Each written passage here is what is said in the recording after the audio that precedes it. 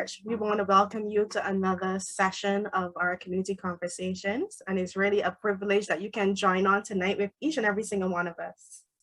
And as we started last week, we started 2 weeks in a row. The first week, we actually had COVID-19 through the eyes of the disabled. Then last week, we started our first session of COVID-19 through the eyes of the elderly. And tonight, we're going to have our part 2 of that session. And we have a lovely session all prepared for you tonight. So as I get ready to hand over, let me just give a word of prayer so that we can just go right in and receive all that these ladies and gentlemen have planned for us tonight. So let's just pray. Heavenly Father, we just thank you for your blood, dear Lord. We thank you for your healing. We thank you for your power, dear Lord. We thank you for your keeping grace. Lord, we ask, dear Lord, each and every single thing that dear Lord is planned for tonight, we ask that we place it in your hands and we say, Lord, you take over. Lord, you do your will, dear Lord. May you speak to our hearts and dear Lord, open up our minds, dear Lord, as the things that we need to learn, things we need to put into place as well. I pray that, dear Lord, you will cover each and every single person who would have offered information, that, dear Lord, you continue to bless them and use it for your honor, for your glory. Prepare the hearts of your people as well. Lord, we pray that, dear Lord, even as this information will come to us, dear Lord, we'll be able to use it wisely. We give you thanks, give you praise in Jesus' mighty name. Amen. And blessed evening, and I pass you on to Lisa at this moment. Good evening, everyone, and welcome again to part 2 of our session which started last week looking at COVID-19 and the elderly. So this evening, we're going to continue focusing on that theme, but I want to start first by saying that we're going to change the title elderly a bit. I was sharing with our guests earlier that I was discussing this issue with my mother, who's 79 years old, and I said to her, you know, I'm doing this session again tonight. What theme or what direction should it take? She said to me, but I can't relate to you because as far as I'm concerned, I'm not elderly. So I also asked I have an in-law who lives in New York. She's 89, and she said to me, I don't consider myself as elderly. So maybe elderly might be a construct, it might be a state of mind, but what we decided, and I discussed this with the panelists before, is that instead of talking about elderly, we'll talk about seniors, our seniors. So we're looking at those older adults, those persons who may be 55 and older. Some may be retired, some may be still working, but we're looking at who we consider seniors, those persons 55 and older. So we're not going to use the term elderly, recognizing that many people in that cohort do not consider themselves elderly. So I want to start, let me first introduce my guest. I have with me Marilyn Rice-Boehm, and you may know her because she's the president of BARP. She was also affiliated with the National Organization of Women several years ago. We also have Dr. Ambrose Ramsey, and Dr. Ramsey has been a physician for almost 26 years, and he specializes in geriatric care. And then we also have one other gentleman, and this is our own Pastor Jefferson Spencer, who said to me before we began, we were chatting, I'm a proud BART member. Yes, I consider myself as a senior. So we have a great panel here tonight. We're really looking forward to hearing from them about the impact of COVID-19 on our seniors, right, Ms. Boyd? Marlon Rice-Boyd, right? Seniors, yeah, we're not going to use that term elderly. So I'm going to start first with Ms. Rice-Boyd, and we know that BARP comprises of persons, BARP membership comprises of persons who are, I think they're starting out from 40, but the bottom line is that we have people who are working in that category of seniors as well as persons who are retired. So maybe you can share with us from your perspective, how did you see COVID-19 impacting this cohort? Recognizing, as I said, that your membership comprises of persons who may be working, who may sit in that category, as well as persons who are retired. Thank you very much, Lisa. And I want to applaud the organizers of this event for drawing to the public's attention the need to deepen this conversation around COVID-19. It has been here long enough, but we still don't know enough about it. So, and for the church to add its voice, one tends to, ignore is not the word, but we tend to discount the contribution the churches make in society. And so therefore, as I said earlier, I'm happy that the church has taken this initiative on board. And of course, we at BART, we are even happier that we were invited to be part of this discussion. And I recognize that we do have a very wide panel with years of experience, which would only augur well for the depths of the discussion. Now, when we looked at COVID-19, and of course, you did mention about the age range of our membership. When COVID arrived, we were at 50, age 50 onward, and we do have some 101, 102 people live long, you know, so we do have those persons on our membership. We've subsequently lowered the age to 40. So I can't speak, when I make my presentation today, I'll be making it against the backdrop of the 50s. Hopefully by the time the 40s come on board, COVID should have taken its place and gone. The impact of COVID on our members, it touched the members who were institutionalized, who were being given care at home. It touched them more so than the ones who were at work, because the ones who were working, they were forced then to work from at home.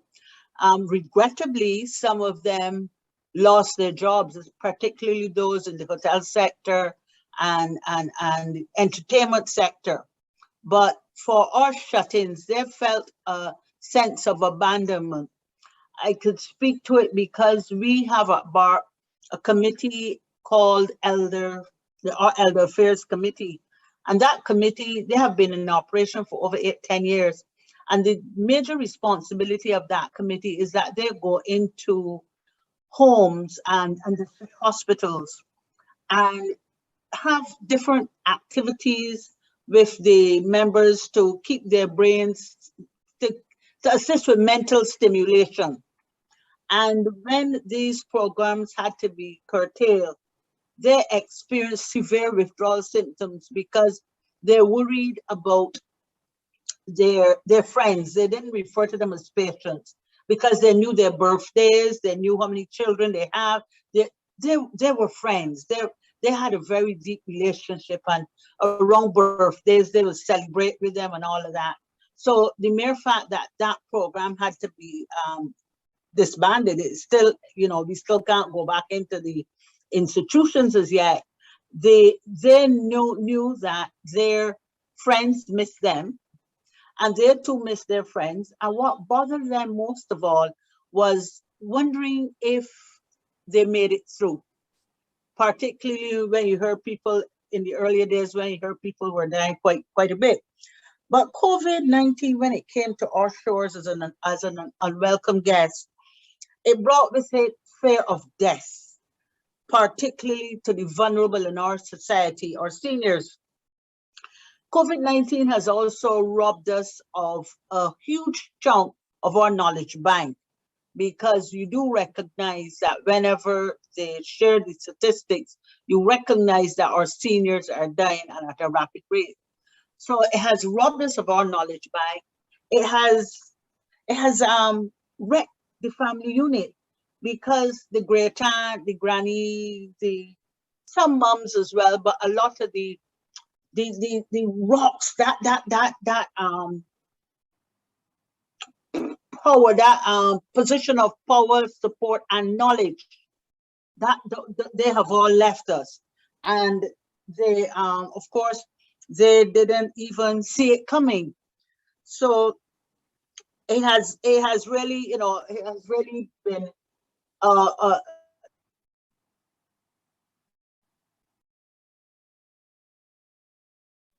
think we have lost Miss Rice Boyne, but she was talking about the impact that COVID has had on the BART membership. Miss Rice Boyne, are you back? yeah. We lost you for a little while. Yes, we can hear you. Yes. Oh, it's telling me that my internet connection is unstable. I've never had this before, but you know, in the days of technology, anything is possible. And anyhow, so I looked at, I don't even know where you lost me. However, again, you see that sense of loss where I lost communication. You too felt that sense of loss. So it's sort of timely to experience what happens when a connection is broken. When a connection is broken, and that is what COVID has done to our society, because particularly to our seniors felt a sense of abandonment, particularly when the churches closed their doors. Because and we have pastor here as well, through whatever situation we go through as a country, you could always run to the church. But when the church's doors were closed and the gates were padlocked, it seemed as if it was going to be the end of the world. And a lot of our seniors experienced that sense of abandonment, because if there's nothing else, you could always run to the church. But the churches had to be closed, in order to save us from ourselves. And there was a study recently done by a Kathleen Zook, who is a senior program manager at the Center for Healthy Aging in the US. And she revealed that the pandemic has exacerbated social isolation and loneliness, as well as other issues that older adults commonly face, including economic insecurity. And when we think about economic insecurity, if some person in the household, if their hours have been cut, if they have lost their jobs, it means that the face of the home has changed, and maybe some luxuries, or not necessarily even luxuries, some things that you might need, you had to forego. And of course, medication is free, so you always get that.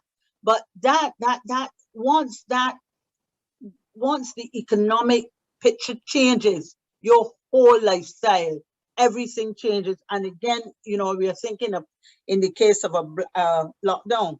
And she goes on to say that difficulty of accessing healthcare services.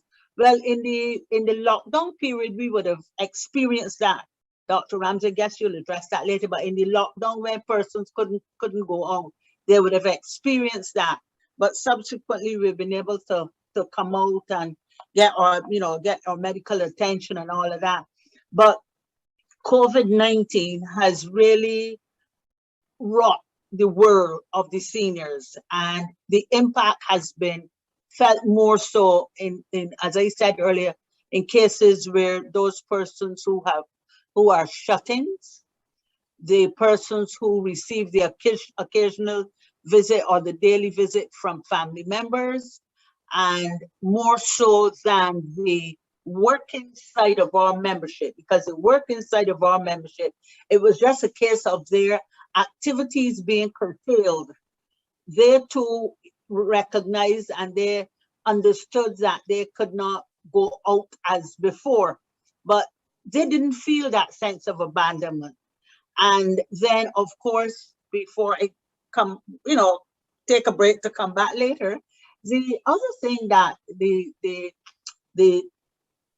our seniors experience, which is the fear of death. And when people were going out to work and you're coming back in, they felt as if it was a two-way street, because you didn't want to bring anything home to your loved ones, and at the same time the loved ones had this fear of you bringing something in as well. So it was a lot more precautions being taken, and of course less visits by the family, friends, and even the neighbors. The neighbors would talk to one another across the fence. And what I know had a very devastating impact on some of our seniors is when they started to lose their friends. We recognize that death will come, but when COVID started to rob us of our friends, it was as if we were in a line and you were just waiting to see if you were going to be next, particularly when you heard how easily the person contracted COVID. And in cases when we were told that this person didn't go anywhere, but COVID came into the household. So I'll take a break here, but because I have some more to say, and as we proceed on this presentation this evening, and later on, I want to look at the positive sides of COVID. I want to share with you what we can do to fight this monster. And I want to also speak to the role of misinformation in a society and what it has done to our seniors, particularly with vaccine hesitancy. So I'll take a break here and give somebody else the opportunity to add to the discussion. Oh, thank you so much. I mean, that was extremely important, you know, especially talking about the fear of death and the impact of the closure of churches. And I want to bring in Pastor Jefferson here. Let's look at our specific congregation. From your perspective as a pastor, how have you seen the impact of COVID-19 on the seniors in our congregation back then as well as now, because we're right now 2 years into this pandemic? Well, the reality is that the church is an extension of the community, and to some extent, the extension of family. So we could identify with much of what Marlene had to say. For many, particularly our seniors, the church is seen as a place of hope, a place of fellowship where they have this sense of belonging, particularly for those who may live alone, who may have family members either living overseas, or their sons and their daughters may have married and gone on, and they may not spend the quality time that they would like to with their seniors. And so the church is really, as I said, an extension of the family and an extension of community. So any disruption in that creates a void with the attending challenges that Marlene so aptly spoke of. One of the direct issues, for example, is our seniors struggle with this whole concept of having to register to come to church. That is foreign to them, and sometimes some of them, may not remember particularly in the earlier time, that they may not remember to register. And then when you tell them, you cannot come because you did not register, they struggled with that initially. But with challenges comes opportunities. And I think particularly for us here at the People's Cathedral, what COVID has done is has caused us to rethink some of our programs, some of our initiatives, to see how we can strengthen them. For example, we have captains that oversee groups, particularly groups of persons, including our seniors. So those type of initiatives will have to be intensified. We will have to spend more time on the phone, ministering to some of our seniors who, for whatever reason, are unable to come to the service. We speak of the generation gap between the seniors and the younger generation, and reservedly, I could say that it could be positive in the sense that if we can get the young persons to help the seniors to embrace the technology that is now so necessary, particularly for us at the People's Cathedral, where there is the absence of CETA radio.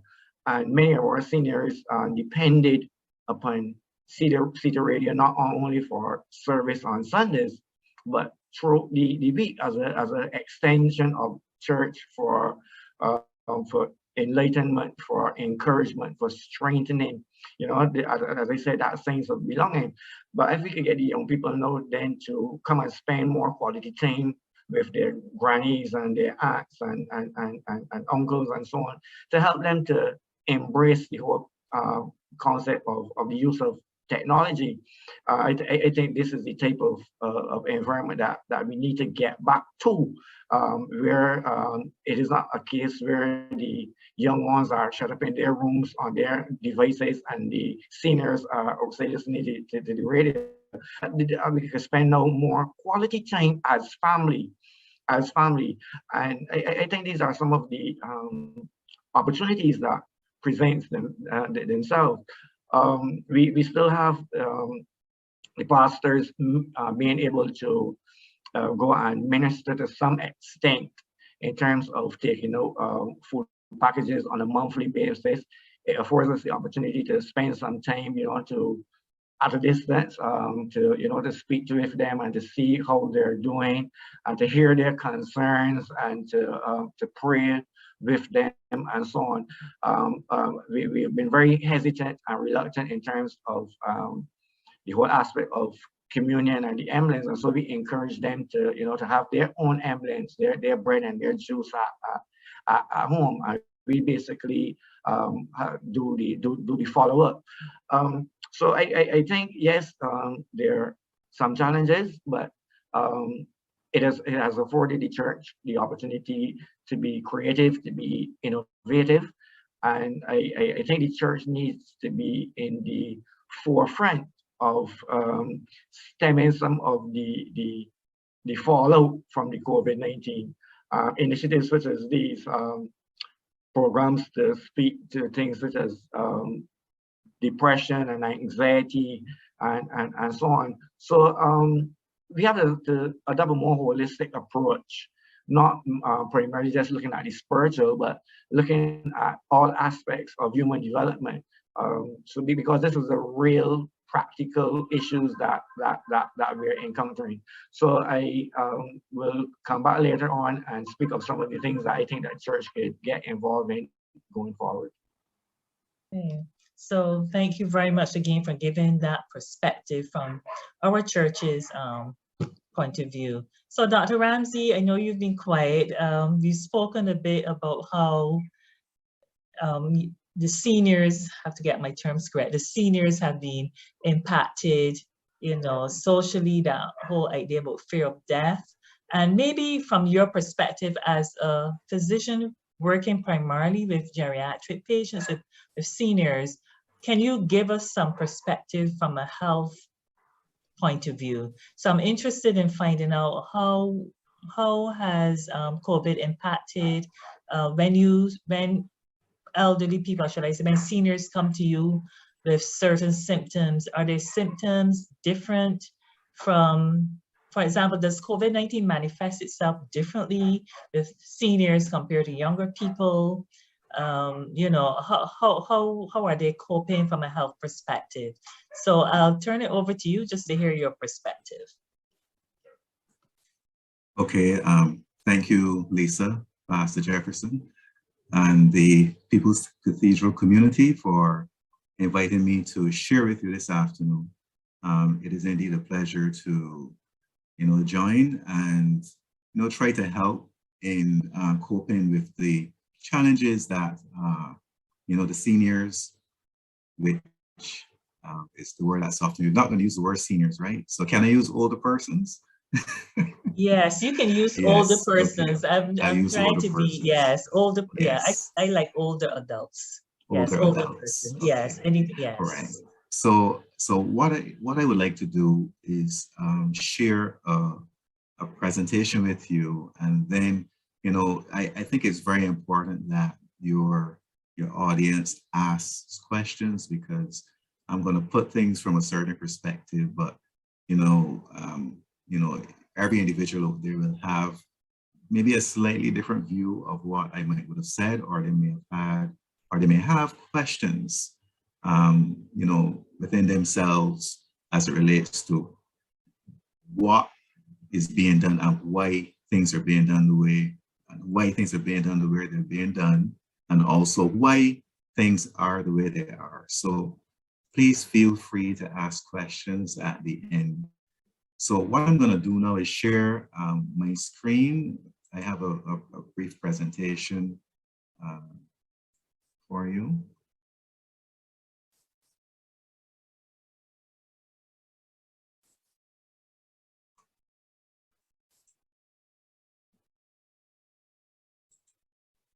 Okay, all right. So,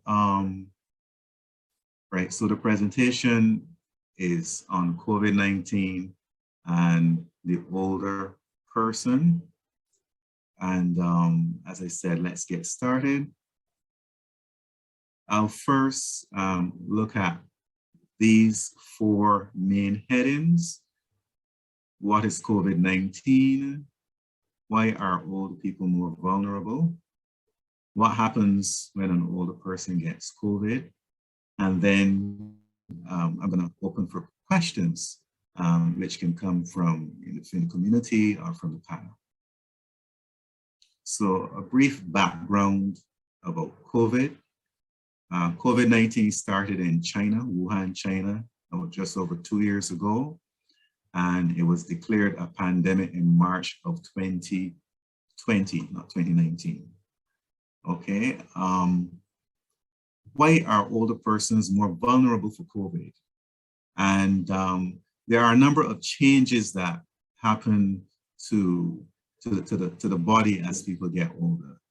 And many of these changes result from gradual loss and capacity in various systems over time. So every system in your body tends to lose capacity. It's not as, the systems are not as strong as they were, let's say, when you were maybe 20 or 30 years old. The negative changes, again, become noticeable around, let's say, maybe 30, maybe 40s, depending on the physical condition of the individual. The person may start to notice that, the body isn't as strong or as fit as it used to be. And the body's capacity to respond to and recover from illnesses decreases significantly. So when you reach that older age, particularly the older age groups, those that are over 80, over 85, the body's capacity to respond is significantly affected. In particular, the immune system is compromised, and as a matter of fact, older persons, generally speaking, are considered as immunocompromised, as health professionals approaching, disease, particularly infectious diseases in these persons. Then, of course, you have, in addition to the negative impact of aging on the body, you also have development of the chronic diseases, obesity, diabetes, hypertension, cardiovascular disease, dementia, depression, problems with vision and hearing, incontinence, constipation, and quite often, older persons with one or more combinations of these chronic illnesses are taking a number of medications. Quite often, the medications themselves, if not taken properly or taken at the right times and in the right way, can also cause problems. Now, what happens when an older person gets COVID? Now, the symptoms that the older person develops with COVID, when they do develop COVID, may very well be the same as any other person may develop. The fever, cough, shortness of breath. The shortness of breath and difficulty breathing are signs of pneumonia. That's when the virus is actually affecting the lungs. And that is actually probably the most serious consequence of getting COVID. Fatigue or tiredness, muscle aches, loss of taste and or smell, sore throat, may have sore throat, congestion, nasal congestion, runny nose, conjunctivitis, which is redness of the eyes, nausea, vomiting, and diarrhea, headache, drowsiness, dizziness, confusion, and the person may even present with some of the complications of COVID, which could include a stroke, a pulmonary embolus. So these symptoms that the younger person can also present in the older person. I will speak briefly on the Omicron variant, which has taken the world by storm, and we believe is responsible for driving the current large rise in cases here in Barbados. It's much more contagious than the previous variants, and so that means it's very easy to spread. And but the symptoms with most cases of Omicron are milder than the previous variants that we would have had before.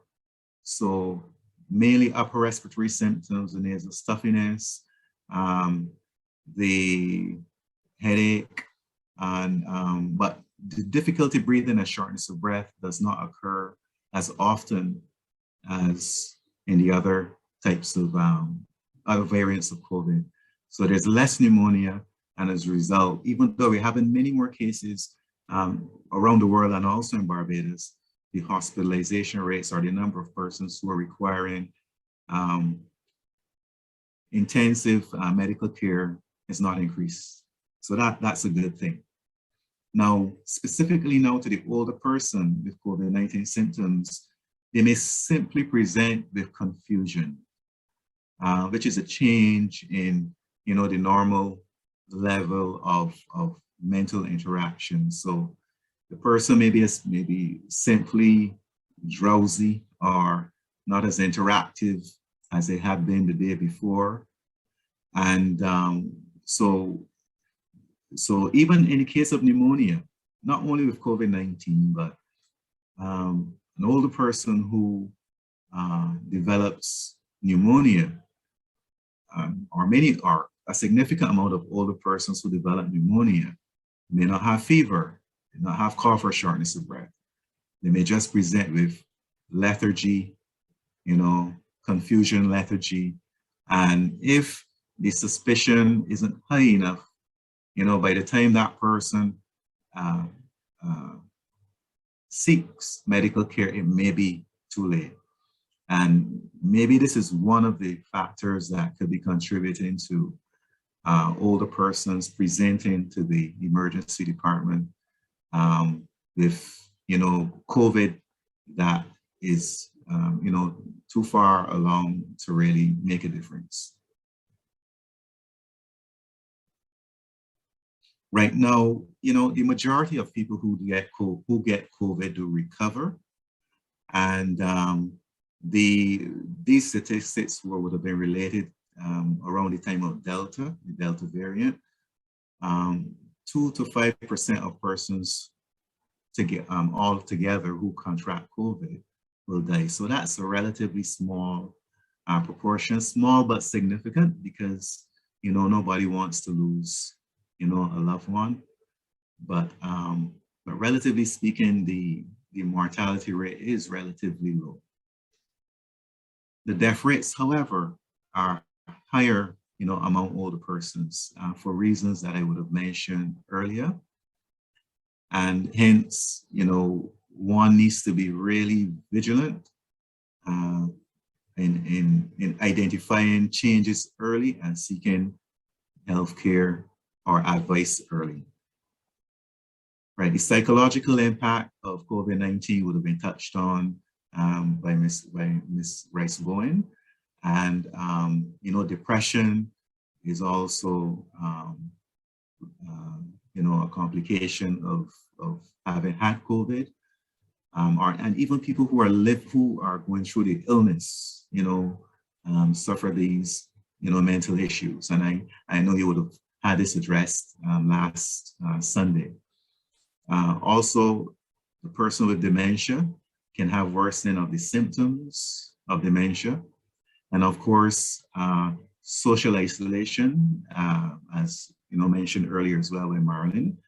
And then, there's this new disease syndrome, long COVID. So this is where after the illness has resolved, the virus has cleared from the body, the person still has symptoms that are reminiscent of the COVID illness. So people suffer with fatigue, for weeks, after having recovered from COVID.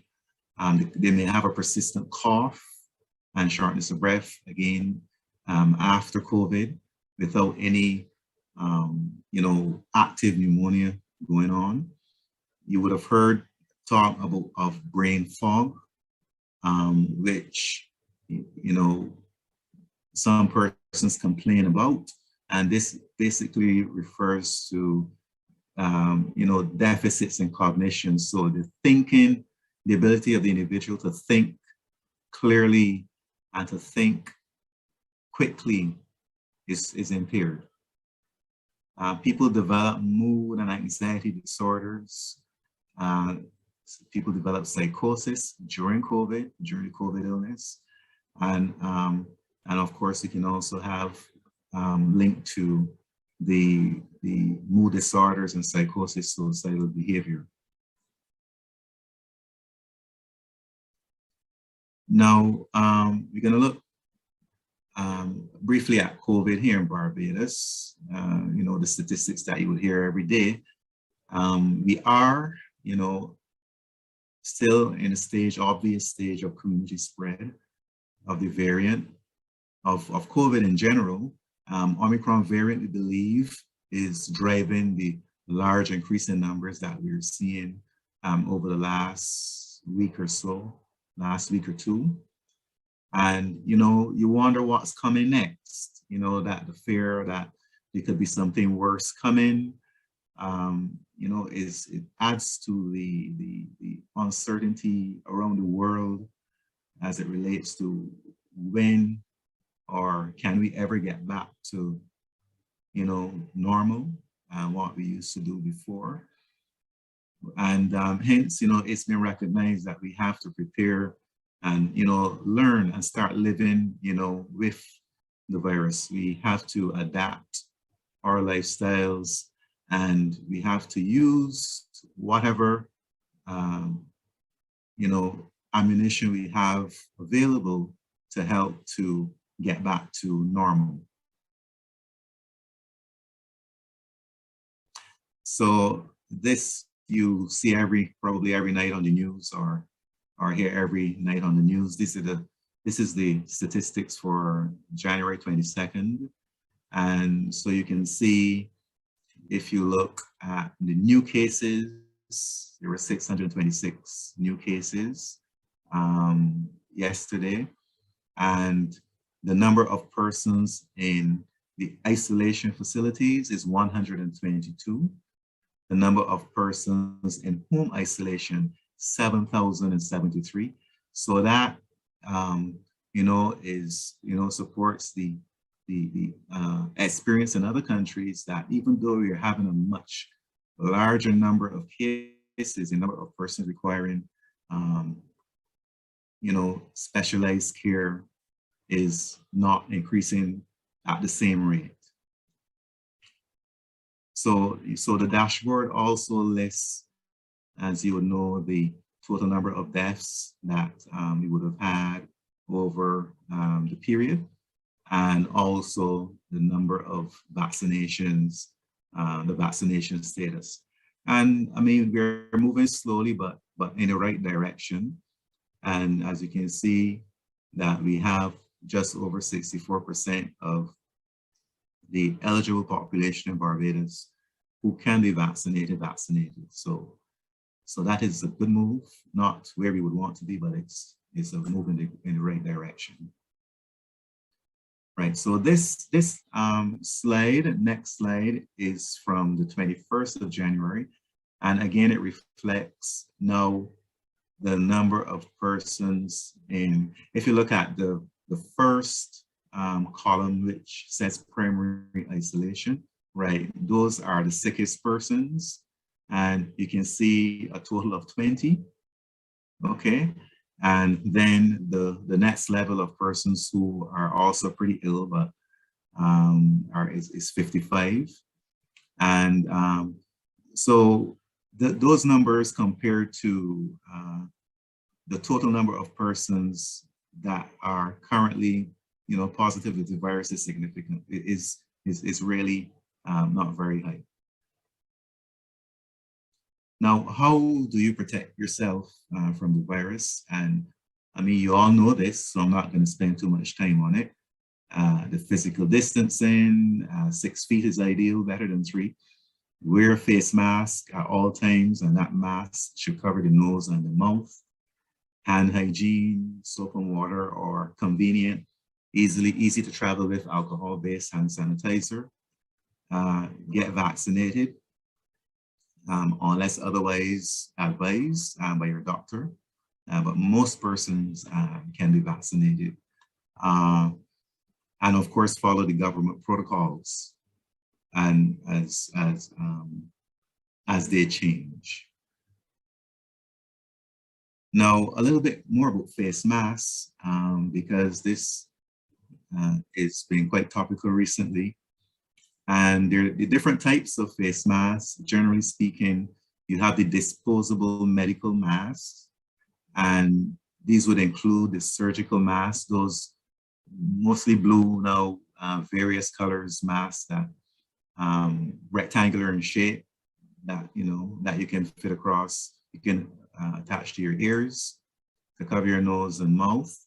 Then you have the KN95 masks, which are more expensive. They kind of have a cone shape, and the N95 masks are the ones that are mostly used by health professionals, and they tend to be fitted specifically for that health professional. And the N95s are used in, of course, dealing with people who are sick with COVID or may have COVID. And then you have the homemade reusable cloth masks, which are also effective, but not as effective as the medical masks. And there's actually a recommendation, the WHO has actually recommended, and the CDC as well, that the disposable medical masks do offer better protection, and they are recommended for groups of persons who are at a higher risk of becoming seriously ill with COVID.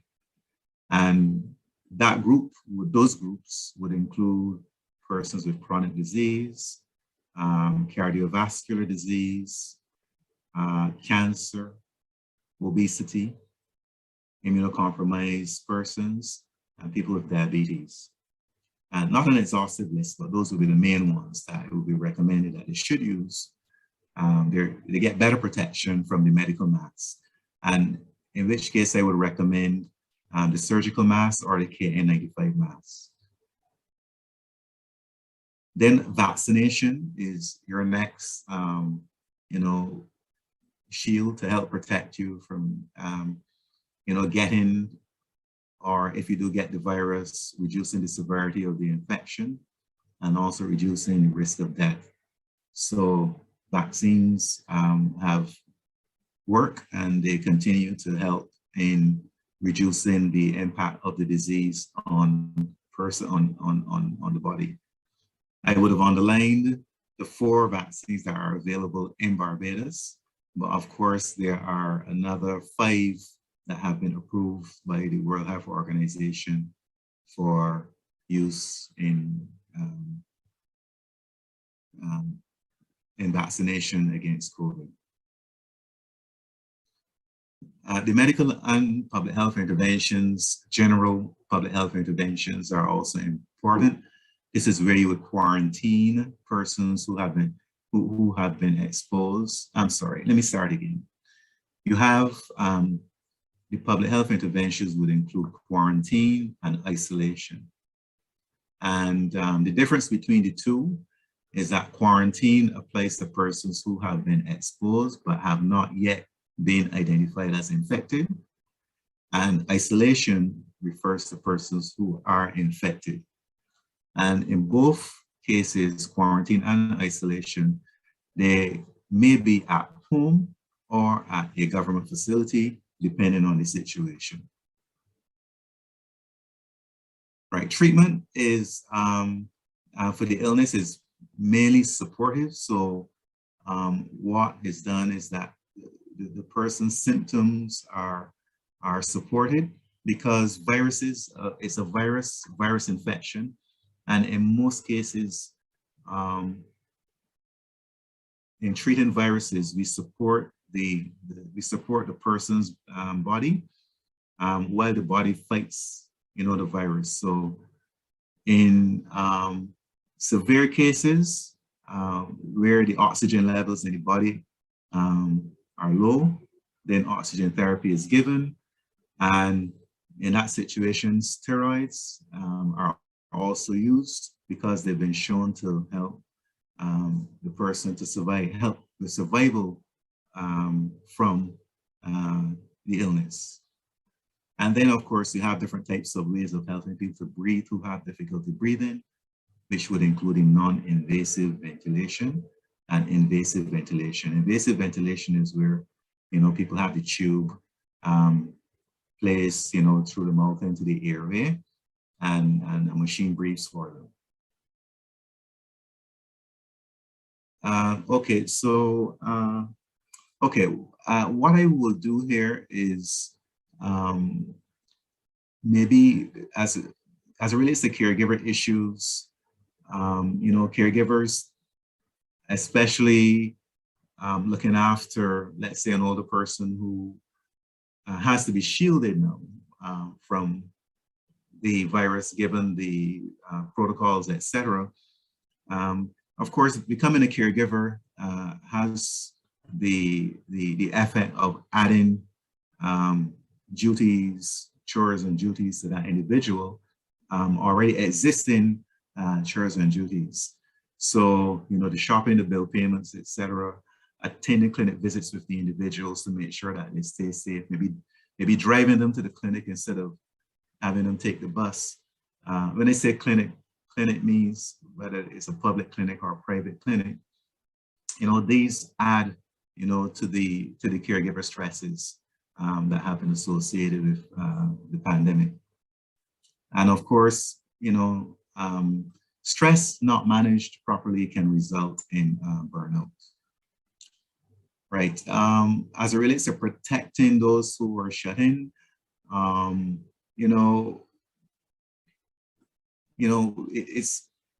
we need to adhere to strict protocols. If the necessary, you can wear a mask. If you live in the home with a vulnerable individual, you go out to work every day, you're not sure if you've been exposed, you can wear a mask when you're in the house, whenever you're interacting with that individual. You can sleep in separate rooms if necessary. And of course, getting tested will help you, within the time frame recommended, will help you to identify if you have been affected and needs to be treated or isolated. And of course, remote monitoring is another. Remote monitoring, remote communication is an option that can be used as well. Right. So,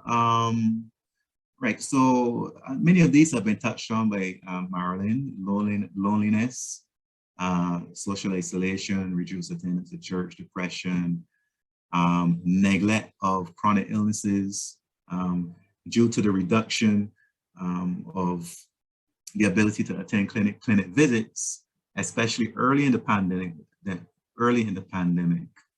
Last year, in the early parts, middle parts of last year, many of the clinics, the government clinics, etc., would have been not scheduling visits, and but the patients would get their prescription refilled. So that is not the ideal, and hence, it's well known, not only in Barbados, that chronic disease management has, taken a negative hit during this COVID pandemic. Right, so I will end by saying that, addressing these isolation issues that have come about because of COVID is going to need a lot of creativity. And generally speaking, the electronic devices help. But, you know, creativity, you're going to have to find ways of reaching the older persons in different ways, different persons, different ways. This brings me back to a point that was made early in my education in learning about, you know, how to deal with older persons, is that every older person is unique. It's going to be very difficult to apply across the board any measure, any one measure that will, you know, have a significant, you know, impact or effect on many persons. So it's going to be difficult, but it can be done. And I will end at this point. Thank you. Thank you so much, Dr. Ramsey. You really got a thorough perspective of the symptoms in older persons. If they do have long COVID, what are some of those symptoms? And I like the point, I appreciate the point about the confusion being one of the symptoms in elderly persons that you may tend to miss, and you may think it's something else, whereas in fact, it could just be COVID, but manifesting itself differently. So that's quite interesting. But I want to ask both you and Ms. Rice-Boyne, looking at COVID-19 within the context of overall wellness, because we do have active seniors, we have those who may be shut-ins and so on. So what advice would you give to seniors who are active, those who are not, in terms of wellness? Because you talked about, you know, the mask, we often hear about the mask, the, you know, washing your hands or keeping them sanitized, physical distancing. But is there anything else that perhaps needs to be done if we look at COVID within the context of wellness? And one of the points you made, Dr. Ramsey, which I know I've seen several articles emerging, that many countries now are viewing COVID-19 as endemic rather than a pandemic, meaning it is something that is here to stay. We're going to live with it. They're going to treat it just as another illness that people will have to live with. So what recommendations would you give to any seniors or any older adults who are currently listening to this program in terms of how do they live with COVID, and not just in addition to the vaccination, the washing of hands, the physical distancing? Any advice from both of you, from any of you? Okay, maybe I could jump in here first. Sure. Before I go to answer that, Lisa, I want to speak very briefly on the digital divide. And I think it was Pastor Jefferson and Ambrose that hinted on it just now with reference to how do seniors stay connected. And the International Day for Older Persons was celebrated October last year, and the theme was bridging the digital divide gap.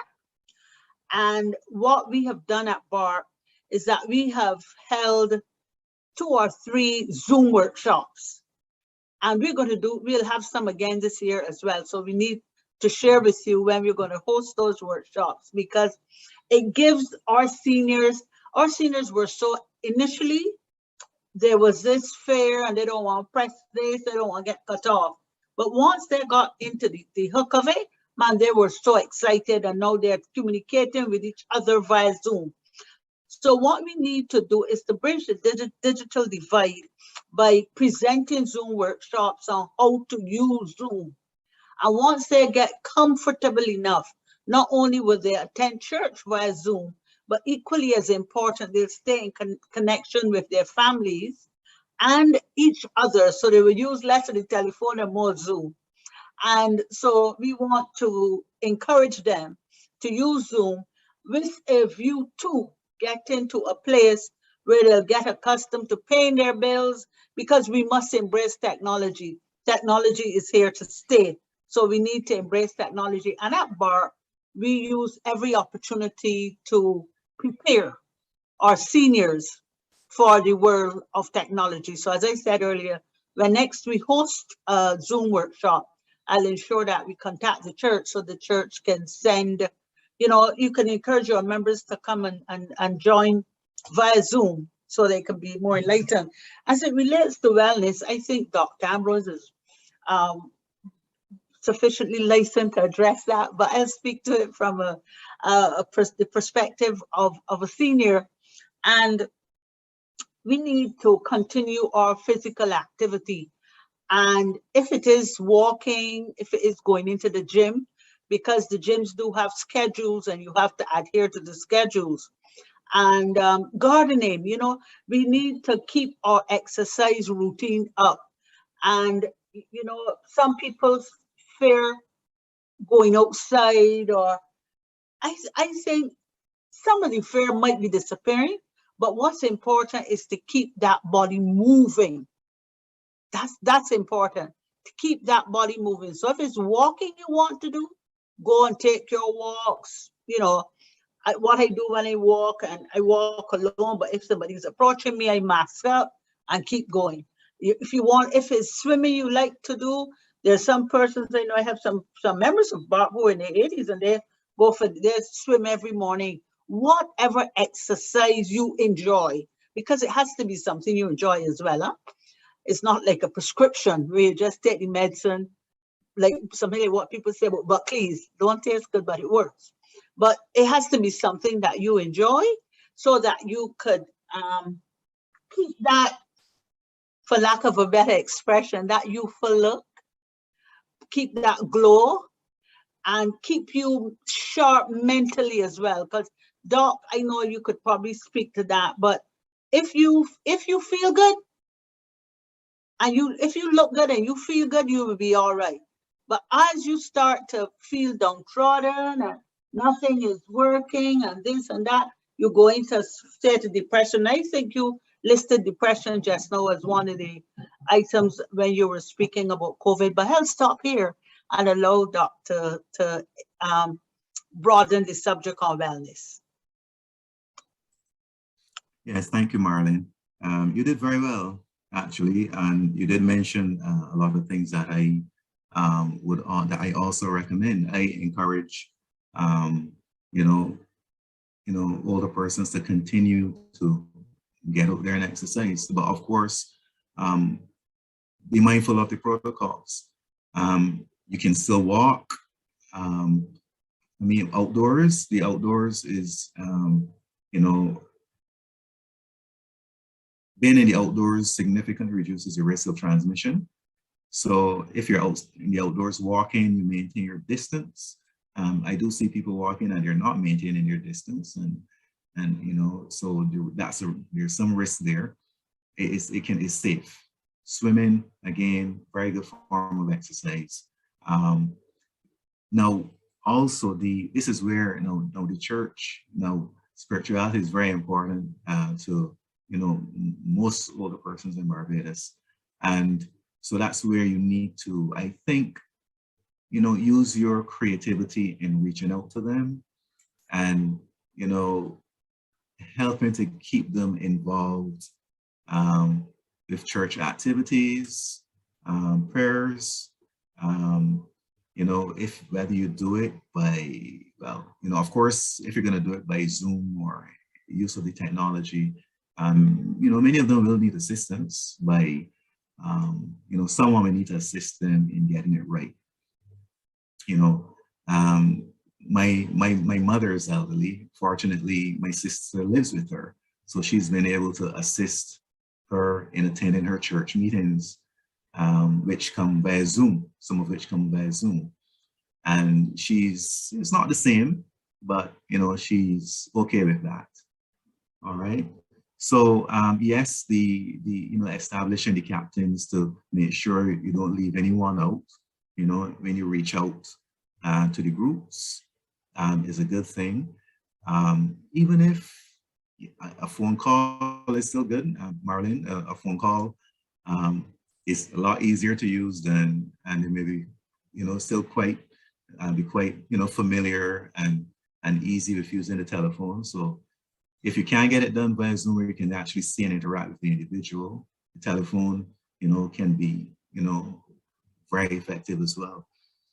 And that would have a positive impact on the, the psychological impact of, being, shut in. So, so exercise, now vaccination, again, helps, because if you're vaccinated, if you do get exposed to the virus, it reduces your risk of becoming very ill or even dying. So, when you're out there walking, doing your exercise, you're swimming, whatever, you go to the gym, and you're vaccinated and you're exposed, chances are, you won't suffer negatively from that. So I would say those are, the main things that I would mention as it relates to, let's say, the active elderly. For those that are not as active, the shut-ins, etc., some of the same would apply. Exercises can be done in the home. Again, YouTube, we've got these, this would employ the use of technology, but on YouTube, you can find exercises for the elderly, varying types. You can do chair exercises for those who aren't able to maybe walk. So there really is something for everyone to tide us through this period until, we can get back to more of a normal kind of activity. It said we will never return to the old normal. We're going to have to get used to living in a new normal. But, in our efforts to,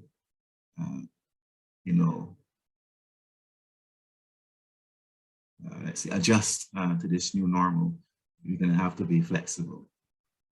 They say older persons find it hard to learn new things, but, with the help of, the family, whether that family be, blood relative or the church family, we can do quite a bit. Okay. What about nutrition?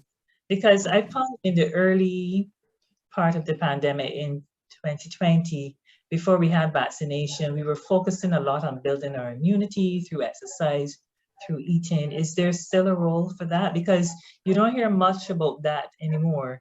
So especially you've noted, both you and Ms. Rice, going that the elderly tend to be the most vulnerable, the ones that will most likely, if they do get COVID, probably will succumb to it. So what about those other things in addition to exercise, nutrition, taking your medication, managing your comorbidities and so on? Any thoughts on that? Yes, I did not mention nutrition, but nutrition is very important. We don't say much about nutrition. I guess it's taken for granted, but nutrition is key. And even before the pandemic, many older persons really don't eat a healthy diet, a balanced, healthy diet. And that has a negative impact and can have a negative impact. Let's say if that person should be exposed to COVID. So it's very important that, the older persons, get there. I'm not a nutritionist, and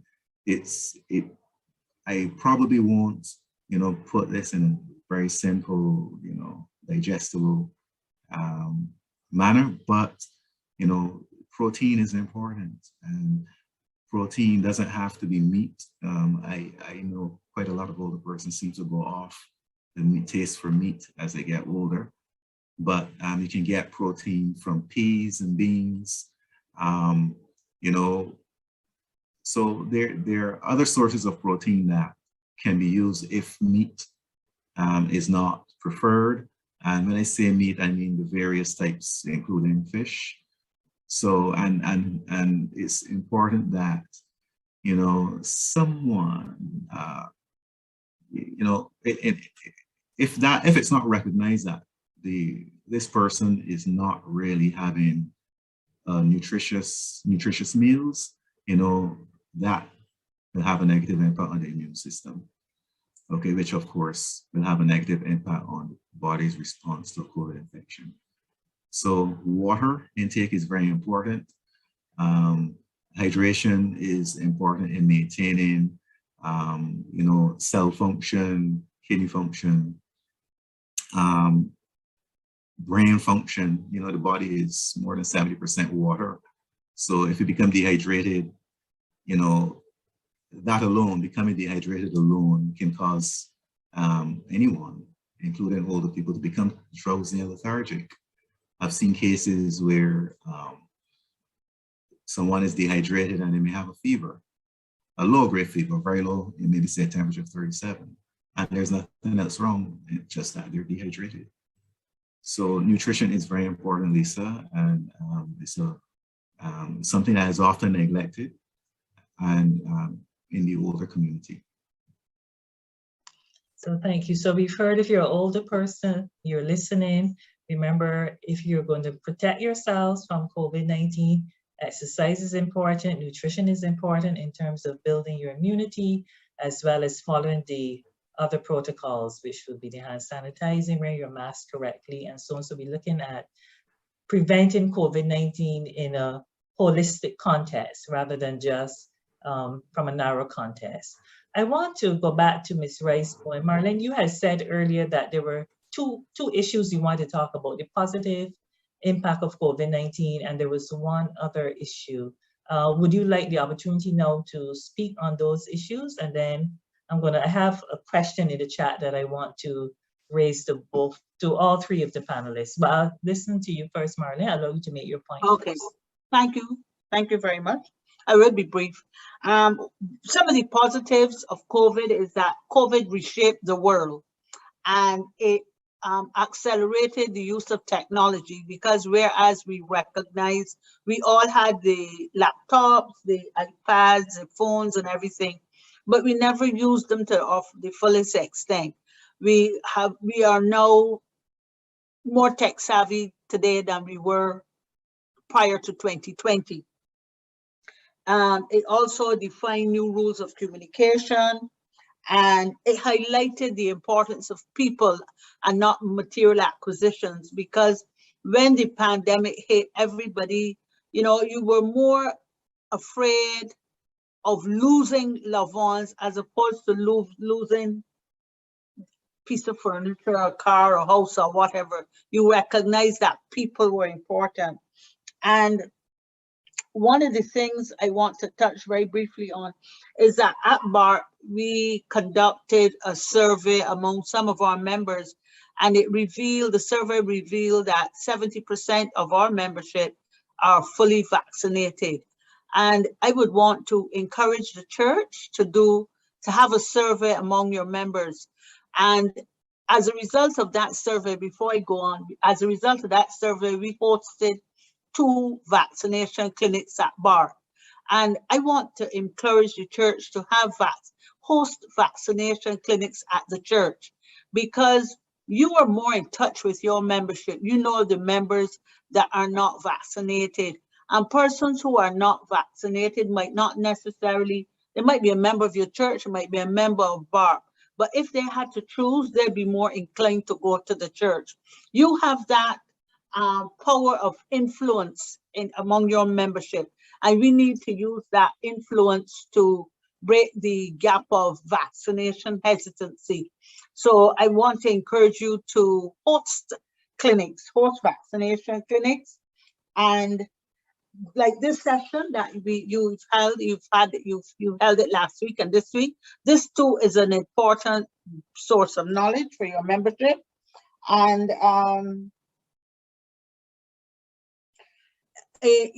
in conclusion, I want to again applaud the church for its work. Recognize, for all of us to recognize, as Dr. Ambrose said, that it's here to stay, so we have to learn to live with it. And we need, therefore, in order to live with it, one of the factors that we must embrace and that COVID has uncovered is the use of technology. We can't shy away from technology. At BART, we also have a wellness program where we have a team that would do wellness checks among our membership. They just do intermittent wellness checks among our membership to stay in touch. So I would want to encourage organizations, the church in particular, to reach out to your members. You know where they are. So you don't have to, redefine a method of getting to them. You know where they are, you know what their needs are. So you need to reach out to them, stay in touch with them. And for those who are still hesitant about the vaccine, you need to lead them.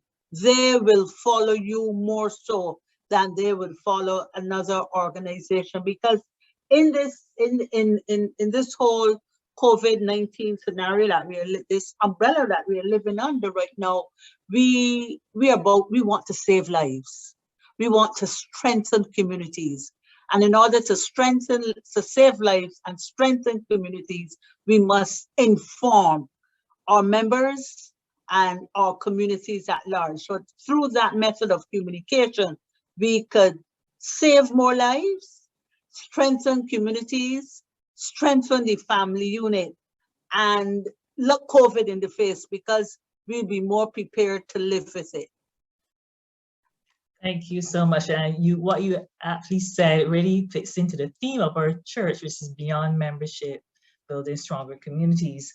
But I want to ask you a quick question. You talked about, I know we're soon running out of time, about technology, and that's been one of the positives about COVID-19. And we also heard that last week as well too. But seniors are not homogeneous, even among the active ones. And there's some who live alone, there's nobody there, they don't have access to tablets and so on.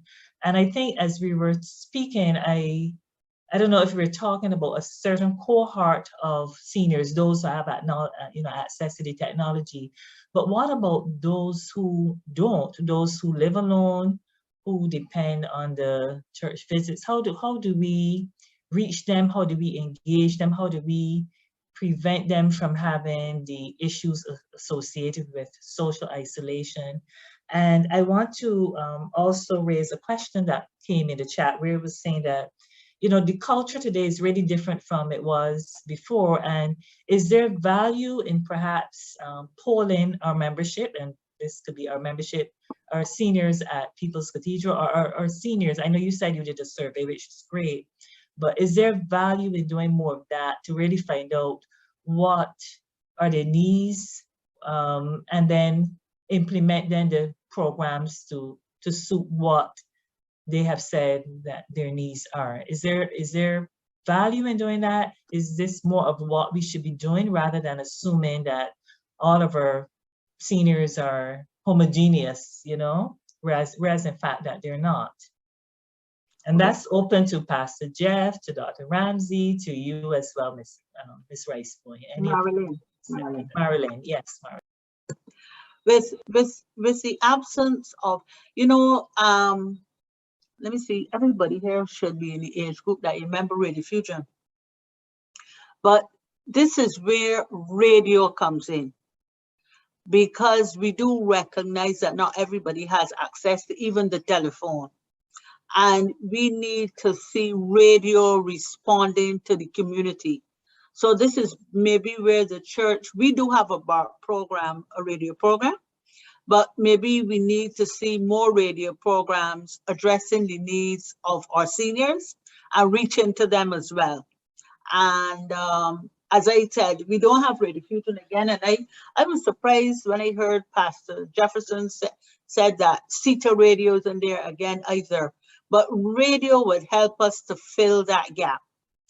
So therefore, radio, the media, should look at donating some time, some airtime, as part of their social contribution to the seniors, who are the builders of this society. Let them demonstrate how much they care about seniors. You just need a half-an-hour program a week, but it would give the seniors that hope. I remember as a child, so which is not too long ago, right? You remember Portia Faces Life, and there was a program used to come up Q3 called The Quiet Time on Radio Fusion. But I remember when the evening programs in particular came, Granny stopped whatever she was doing and she sat in that chair by the radio to listen to Quiet Time. So we need to go into their homes, and the only way we could go into the homes of those persons who don't have the tablets and the access to the technology is through the media, because some of them don't have television either. So we have to get in there through the media to break that gap of loneliness.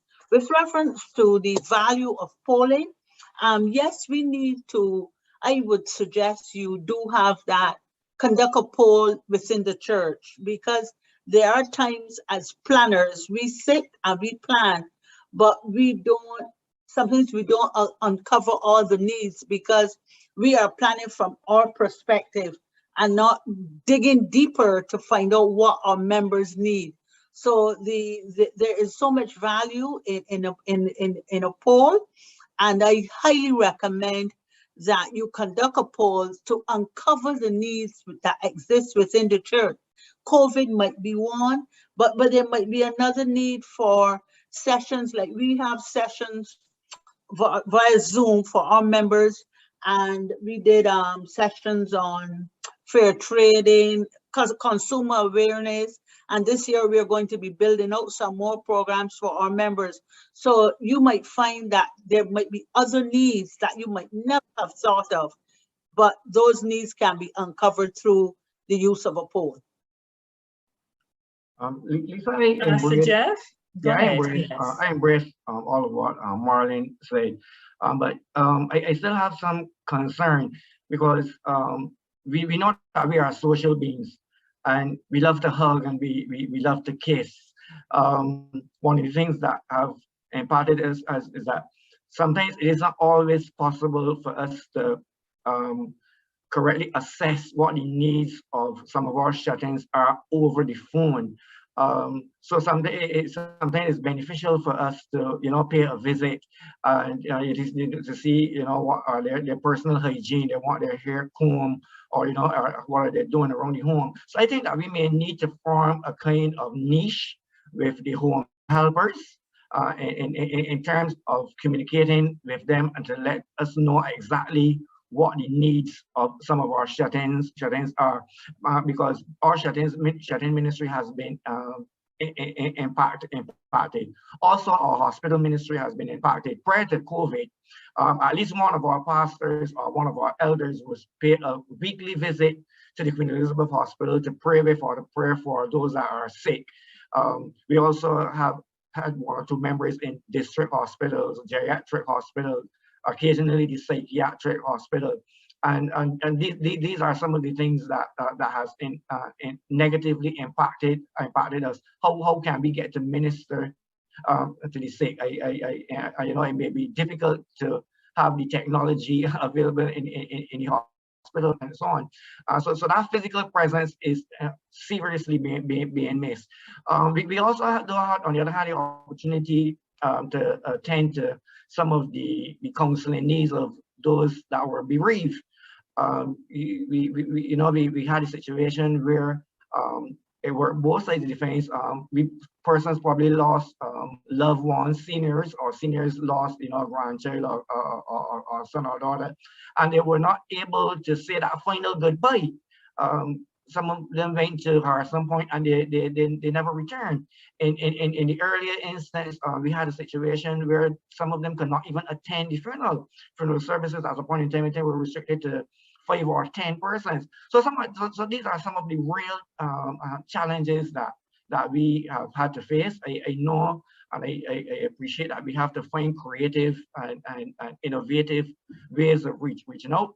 But I think, as Marlene said, programs such as these, forming niches with the welfare department and so on, we accept the challenges that come from this program, the other programs for us to have, for example, support groups for various aspects of the senior population, the Alzheimer's Association, for example, getting Marlene to have forums at our various places of worship to reach out and to interact and to let us know exactly how we can assist in terms of going forward. So I embrace the fact that the church has a pivotal role to play, and I think that we will welcome the opportunity to come on board to assist in terms of meeting the challenges head on going forward.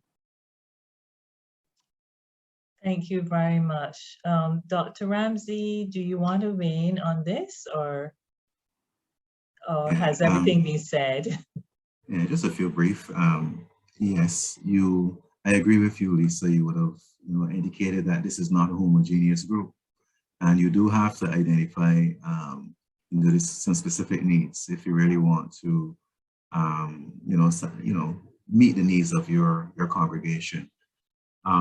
You can always come up with an idea, put it to the COVID unit as it relates to maybe how you could go. You may be able to go to the home. Maybe you do not go into the house. I would not recommend you going into the individual's house, but maybe through the window or maybe from the veranda, you can talk to them, you can pray with them, and I think seeing, especially those that live alone, that Lisa would have mentioned, the lonely shut-ins that may not have any close relatives, that would have a significant positive impact on their sense of well-being. So it's something that I'm sure could be looked at the district hospitals. Even though we've been trying to avoid persons coming in to the facility, especially now with Omicron, there are situations where we would have allowed persons in special situations to see their relatives. Of course, they couldn't, touch and hold and hug and kiss and those things, which also are very important, but just seeing them, made a difference. Seeing the individual from a distance, safe distance, 6 feet, I think would be considered safe. Both persons wear masks. If it's a situation where you have to go in to assist, maybe a shut-in with personal care or maybe tidying the house, you can look at what the National Assistance Board, what protocols they're using for the home helpers. And then again, with the appropriate personal protective equipment, maybe a gown, the mask worn appropriately. You should be wearing a mask at all costs, but in addition, let's say maybe a gown, head cover, shoe cover, you may be able to go in and offer, some assistance, maybe on an intermittent basis. So, where there's a need that needs to be filled, you have to find a way. Shut-ins, especially those that live alone, are high or increased risk for self-neglect, not really taking the care really necessary for caring for themselves. And if they're depressed, if they're lonely, that risk increases even more. So, we really need to do more, to try to assist, especially now that we're going to have to live. This COVID isn't necessarily going to go in another year. Okay, that's my contribution.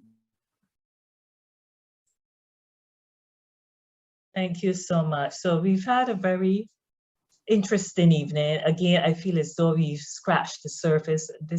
This topic is so vast, but a couple of things I think takeaway points could be that we've recognized that COVID-19 has impacted elderly, seniors as the active ones, as well as those who are shut in. We've looked at it from a health perspective, from a social perspective. Ms. Rice-Bowe and Marilyn would have spoken even about economic perspective and how when the whole family income has changes, that also changes lifestyle sometimes for our seniors as well. I think some of the takeaway points from you, Dr. Ramsey, was that if you're at home, you're living with someone who is a senior, the importance of taking the precautions because you don't know what you might be bringing in. And this links also to what Ms. Rice was saying, Marilyn was saying about recognizing that they also have a fear too of contracting COVID and about dying. So it's important that both everybody living in the house recognize this is a situation that we always have to be taking precautions. And in terms of wellness, you would have spoken about the importance of exercise and maintaining those routines, whether it be walking, whether it be swimming. And then you spoke about, Dr. Ramsey, about the importance of nutrition, especially protein, the importance of building your immune system if we're going to live with COVID-19 but still maintain good health. And then we would have spoken about shut-in. So overall, I think we had a great discussion. Pastor Jeff has reminded me that the People's Cathedral Church, as part of their ministry, would also have donated tablets to the geriatric hospital, because we spoke about that digital divide and the importance of making certain that our seniors embrace the technology as they try to reduce their exposure to COVID-19 and keep themselves safe, but still stay connected. So are there any final parting thoughts before I hand over to Nikisha? And Marlene, before you make your parting thoughts, I also want you to give us the number for BARP as well, to contact information. So I'll hand it over to the three of you, starting with Marlene. Any final words, and Dr. Ambrose Ramsey, and then Pastor Jeff. And then we hand it over to Nikisha. So Marlene, any final words before we sign off? Certainly. First, BARP's telephone number is 538-2277, or you can email us at info@barp.com. That's info@barp.com, and 538-2277. In parting, I want to reinforce the message that we are indeed in this together. We recognize, as Dr. Ramsey stated, that COVID is going to be around for a while, so we therefore need to learn to make all the adjustments necessary to live with it. We also need to reinforce the adherence to the protocols, because those adherence to the protocols will save our lives. We also have to recognize that we can't let our guard down, because on occasion people do let their guards down. We have to also, as we look at the adherence to the protocol, I find it so difficult to understand that I don't communicate with people who take their mask off to speak to me. You can have a conversation through the mask. It is nothing more annoying. I just tell, look, not no. You know, when you gotta move it to tell me good morning, no, not no, don't worry with it. And in order to protect ourselves, we have to at times take some harsh decisions.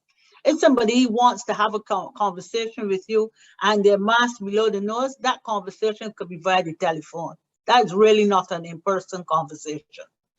However, I want to, as I said, we are all in this together. We are not going to abandon anybody, and whatever knowledge we have, we will continue to share. And we recognize that collectively, not individually, collectively, we could help to strengthen the community. And I quite like the theme that you all have chosen, the church have chosen, with building communities or something like that. But it is about strengthening the community, and we strengthen communities one member at a time. So BARP, again, we are very grateful that we were invited to participate. And I want to assure you that whenever an invitation is extended, not only to speak, but an invitation to work in the background, because we like background work too. Anytime an invitation is extended to us to work in the background on a project with you or whatever, we are here to assist. And I want to thank you all very much. Dr. Ramsey? Okay, I'll be very brief, just to say that, you know, COVID-19 has placed a terrible burden on the older population in terms of restrictions loss of life, and also loss of friends and loved ones. However, we have to adjust to this new norm. And so, just follow the protocols as it relates to your, let's say, various groups of elderly. If you're able to still get out and exercise, do so, socialize, safely. As it relates to the shut-ins and those that will need assistance from others, they're the ones that we will need to find ways of reaching so that we can continue to support them and help them to still feel a part of the community. And as it relates to let's say the general health, this is for everyone. Even though COVID is here, one should not neglect the fact that any other chronic disease that you have needs to be monitored and managed, because if you do get exposed to COVID, you stand a much better chance if those are under control. So go out there and try to get back to life, but do it safely. And that's where I will end at this point. Thank you. Thank you. Pastor Jeff. Well, from the Counseling Ministry's perspective, I think that the dialogue was indeed necessary to stimulate the discussion and to create an awareness that will help to inform us in terms of the types of intervention initiatives that we can have to facilitate.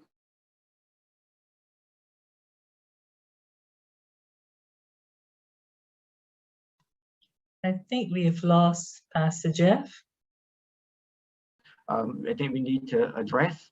I certainly accept the challenges that were thrown out to the church as a pastor and the one who's responsible for the counseling ministry. Remember last week we had the challenge to establish support group for the Alzheimer's Association. Now Marlon has given us another challenge this evening. So I think the church recognizes the importance of it as an entity in the community to be in the forefront. And we look forward to forming niches with our various partners as we go forward in terms of meeting the total developmental needs of our constituents. And I would like to take this opportunity to thank both Marlon and Dr. Ambrose.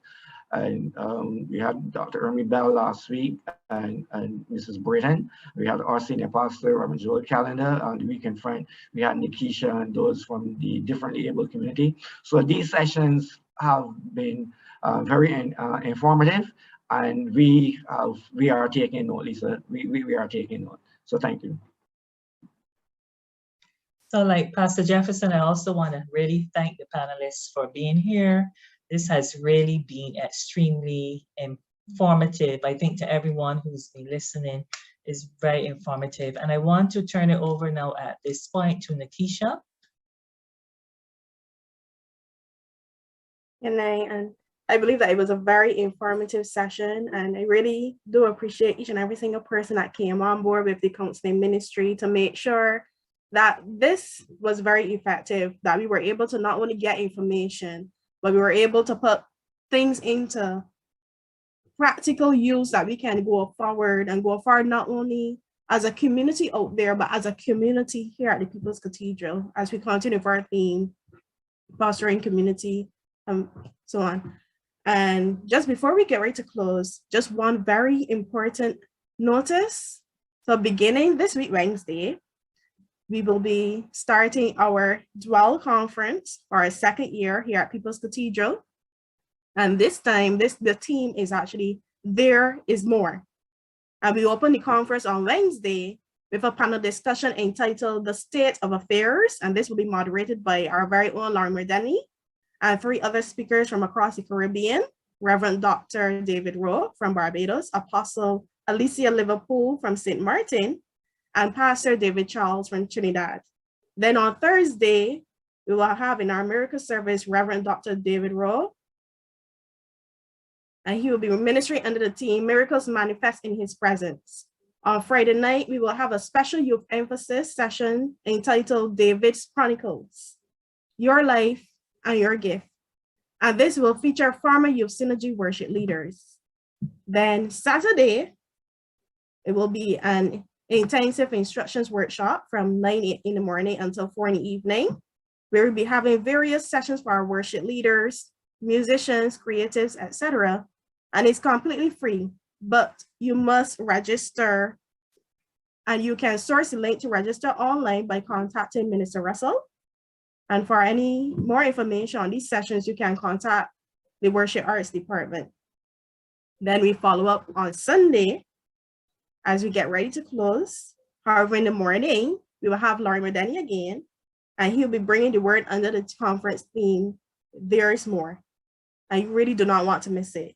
And then as we close and we wrap up this whole conference, in the evening, we will have our night of an encounter. And this will be our special worship night. However, this year, we will be having a live recording for our TPC Worship's debut album of all of our original worship songs. And you really do not want to miss it. If you're going to be there, we encourage you to register our church, or you can WhatsApp 429-2145. You can also call that number, 429-2145, and you can register. If you're coming to that night, that live recording is not going to be streamed next Sunday evening. Your color is white. You have to wear all white. So I want to encourage you, just join it with us, pray for these sessions that, God would really have his way in each and every single thing that we have to do. And just get involved in wherever you can. And as we continue to build on our theme, build as a church, remember that we are going beyond membership and we are fostering community. And I want to thank Pastor Jefferson, as he would have encouraged us, to bring these topics to make sure that these came out, so that our community here at People's Cathedral and our community who usually joins in on our online platforms, that they can realize that, there were others who were impacted during this season and what we can do and what we can put in place. So as we close, I want to thank each and every single one of the panelists. I want to thank Lisa as well for moderating tonight. Y'all did an excellent job. I know that we received a good set of information so that we can use for our good. So let us just pray. So Heavenly Father, we thank you for tonight. We thank you for the information that these panelists would have brought to us. We ask that, dear Lord, you will continue to impart back into each and every single one of them. Take them back to their various organizations and the various places of work and worship, dear Lord, in peace and in safety. Lord, I ask that, dear Lord, for we here at the People's Cathedral, that, dear Lord, we will put this information to great use. May we not fall down on our holding the baton, but may we carry it well. Lord, we ask that, dear Lord, for tonight, you will cover each and every single one of your congregation members. Cover us, dear Lord, even as we will go to bed, dear Lord, go to work, or whatever we have to do. Protect us throughout this season. May we consider the others who are in our community. Bless us and use us for your honor, for your glory. Cover this whole workshop, this conference that will be coming during this week, dear Lord. Anoint us, anoint the leaders, anoint each and every single participant who will participate as well, who will be delivering as well. Give right back into them, give you thanks, give you praise in the mighty name of Jesus. Give you praise. Amen. Have a blessed night, church.